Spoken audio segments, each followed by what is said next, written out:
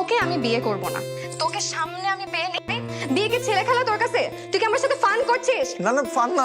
আমার বাবা তোকে এতবার কল দিল, তুই ফোন রিসিভ করিস নাই? ওটা আঙ্কেলের নাম্বার। শোন, তোকে আমি বিয়ে করব না।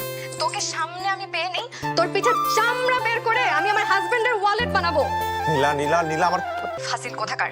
আমি আমার বাবাকে বলে দিয়েছি আজকে ওই ডাক্তার সাহেবকে আসতে। কিছুক্ষণ পর ছেলে পক্ষ আসবে, আমি ওর সাথে বিয়ে বসবো, তুই ছবি দেখে নিস, ঠিক আছে? বাস, তোর সাথে আমার আর কোনো সম্পর্ক নেই। তুই আমাকে আর ফোন দিবি না। নীলা নীলা নীলা, আমার কথাটা একটু শোনো। এখানে অনেক বড় একটা ঝামেলা হয়ে গেছে। আমি অন্য নীলার বাসায় চলে আসছি। যে নীলা তুমি না, মানে মানে আমার বড় ভাই আরেক নীলাকে পছন্দ করে। আমি ভেবেছিলাম যে এই নীলা তুমি। নীলা নীলা, আমাকে মাফ করে দাও প্লিজ।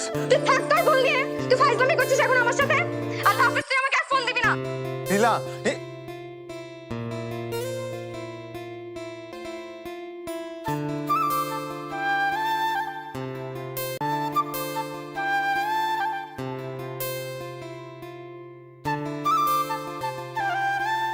নীলা তুই আবার ফোন দিছিস আমাকে? নীলা দেখো, এই ভুলটা পুরোপুরি কিন্তু আমার না। এখানে তোমারও ভুল আছে। তুমি আজ পর্যন্ত তোমার বাসার ঠিকানা আমাকে দাওনি, তোমার বাসায় আমাকে নিয়ে যাওনি।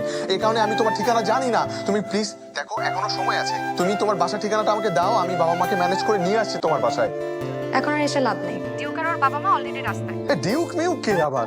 খবরদার ডিউকের নামে বাজে কথা বলবি না। ওরে বাবা, ডিউকের প্রতি এত সেনসিটিভ? আমি আসতেছি তোর বাসায়, পারলে ঠেকা। তুই আয়, তোর সাথে কুলসুমের বিয়ে দিয়ে দেবো। কুলসুম তখন অনেক দোয়া করবে আমার জন্য। এই কুলসুম কে আবার? ওই যে আমার মাকে কাজে সাহায্য করে, ওর নাম হচ্ছে কুলসুম। ওর সাথে তোকে বিয়ে দিয়ে দিব। ছি নীলা, তোমার রুচি এত বাজে?